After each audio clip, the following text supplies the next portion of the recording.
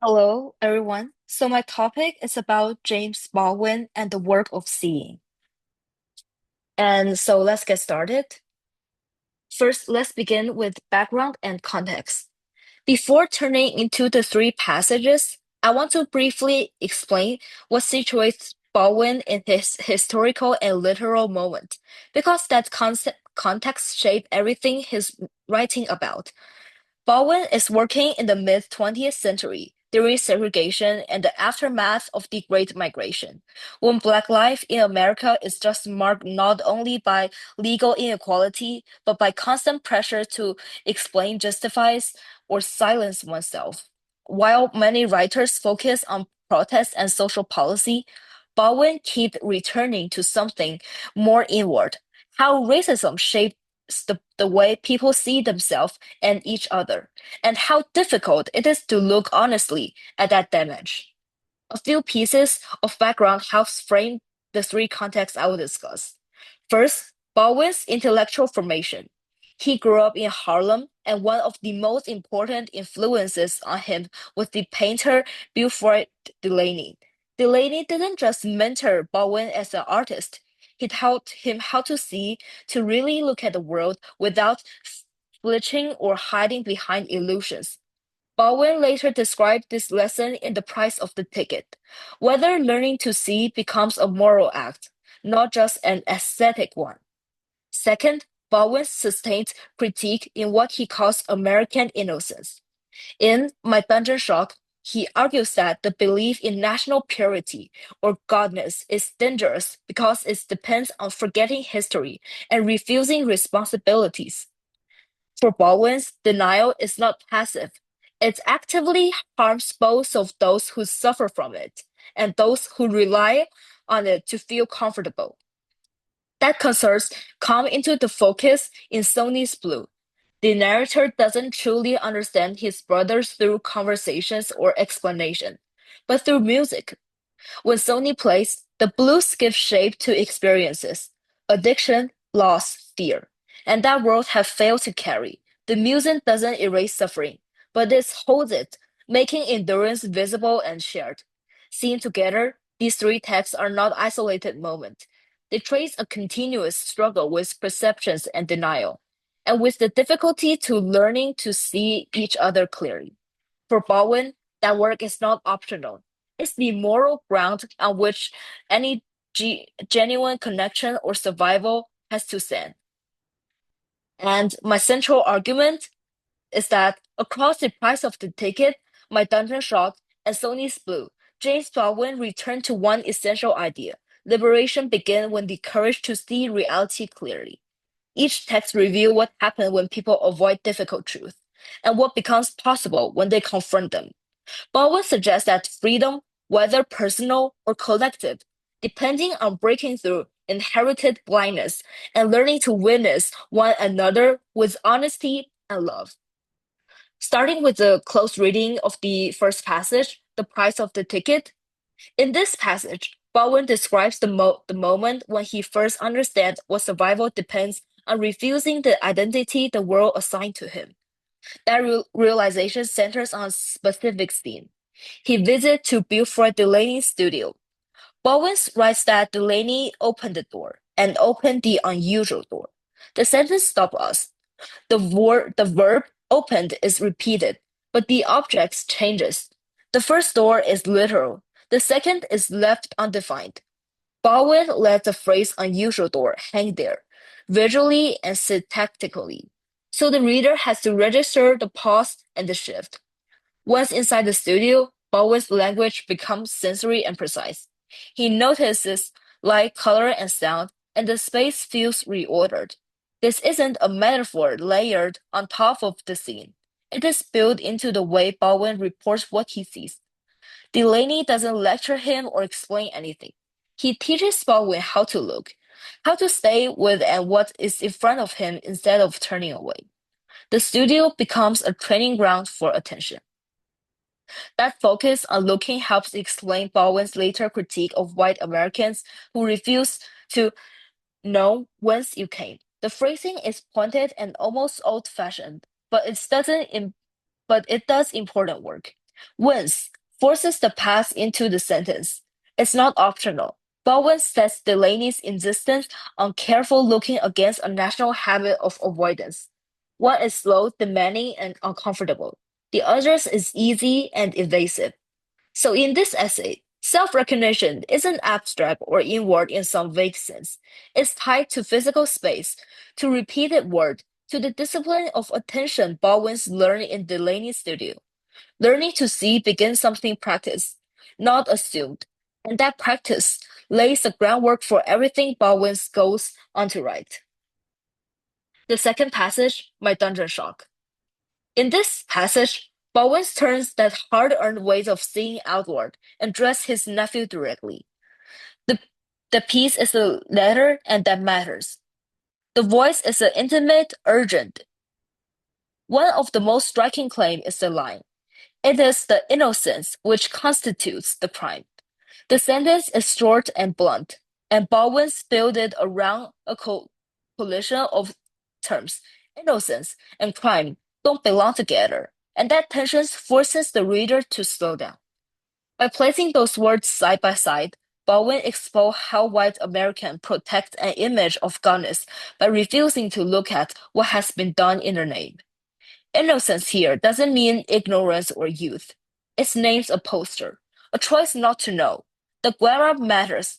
Constitutes makes innocence active. It doesn't excuse the crime, it produces it. Baldwin counters that refusal with a different kind of instruction. He writes, "Take no one's word for anything, but trust your experience. Know whence you came." The sentence moves step by step. First, a warning against borrowed language, then a turn inward toward lived experience. Finally, a turn backward toward history. The verb take, trust, know arrive in quick succession, giving a line a steady, almost marching rhythm. It sounds like advice meant to be memorized. If the price of ticket shows Baldwin learn how to see, My Dungeon Shock shows him teaching that discipline to someone else. He knows the world will try to tell his nephew that he is nothing, and he writes against that erasure. That letters becomes a form of protection. Vision here isn't abstract or symbolic. It's something handed down deliberately so that line of innocence doesn't take root in another generation. The last piece, Sonny's Blue. Sonny's Blue brings his struggle over vision into the intimate space of a family. The story is framed by the older brother's narration, and from the opening, Baldwin makes his limits of vision clear. When the narrator reads about Sonny's arrest, he said, "I didn't want to believe that I'd ever see him again." The phrase that matters here is "didn't want." Baldwin doesn't describe confusion or shock.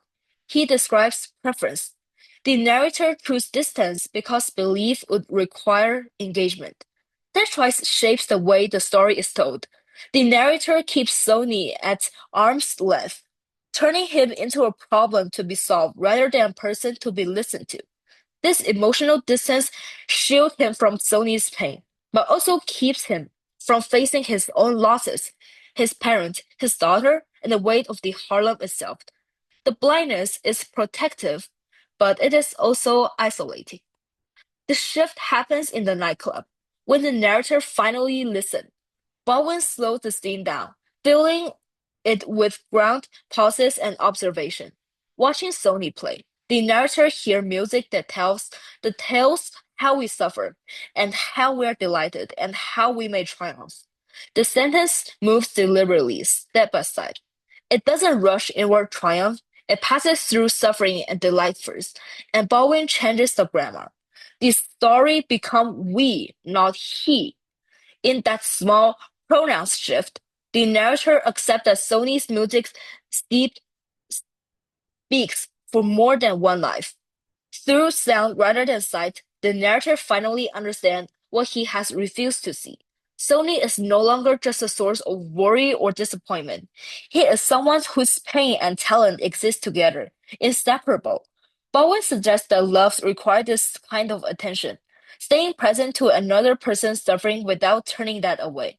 Where the essay shows Baldwin's learning to see, and the letter teach that vision forward, and the story stages in the real time as a fragile but necessary act of mutual recognition. I want to do a compare and contrast here, starting with the comparison of three moments toward clear insight.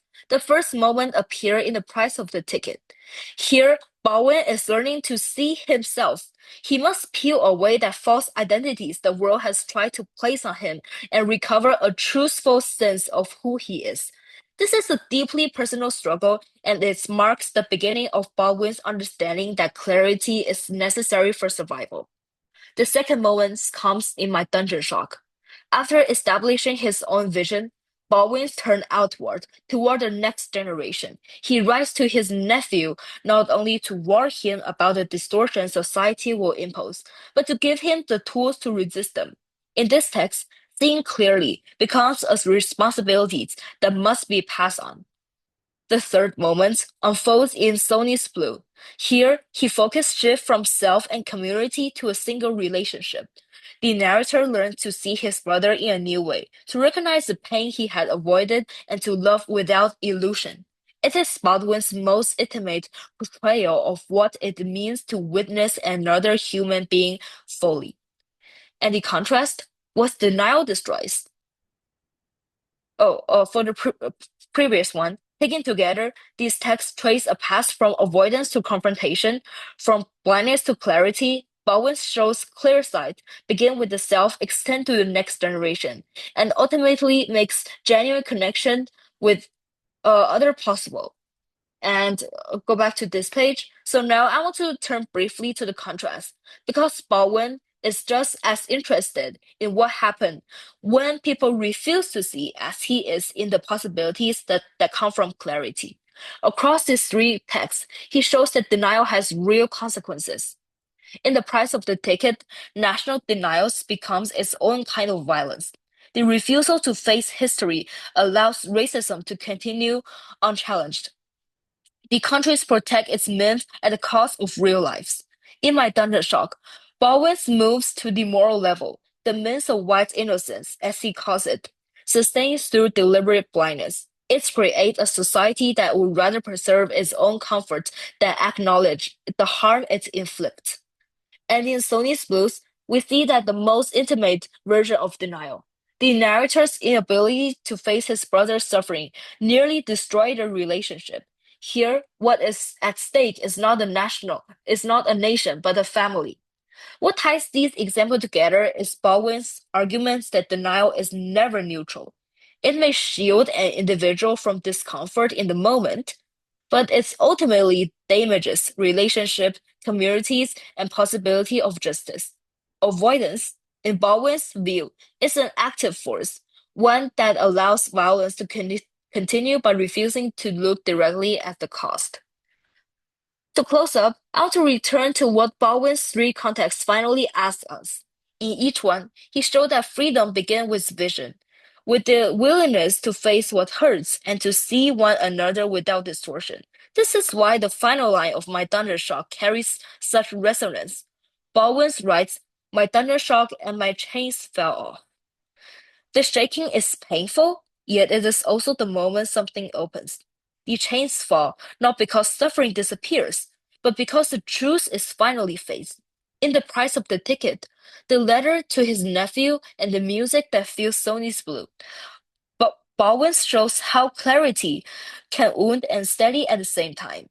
His character moves through shadows, but they do not stay there. They learn to find light in one another, to recognize beauty in places shaped by loss.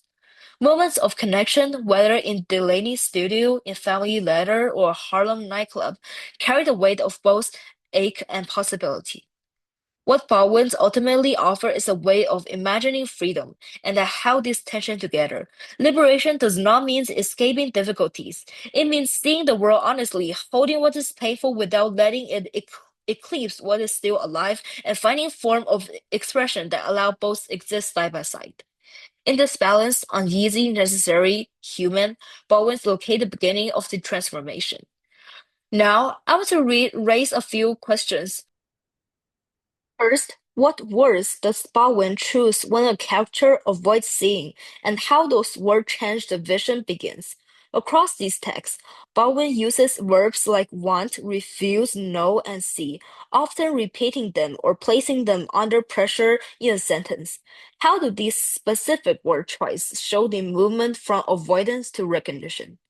Second, how do Baldwin's sentences behave at moments of recognition? Do they speed up or slow down? Do they pile clauses together with and or break into shorter statements? How does Baldwin's sentence rhythm and structure help us to feel the difficulty of understanding? Third, how does Baldwin use point of view and address to shape who gets to see? What changed when he moved from I to you to we, or from essay to a letter to story? How do narrative frame affect whether vision feel private, taught, or be shared? Finally, what happens to the language after the moment of recognition? Do the words settle, hesitate, repeat, or fade out? How does Bowen's handling of tense, pacing, and closure suggest that seeing clearly is ongoing rather than finished?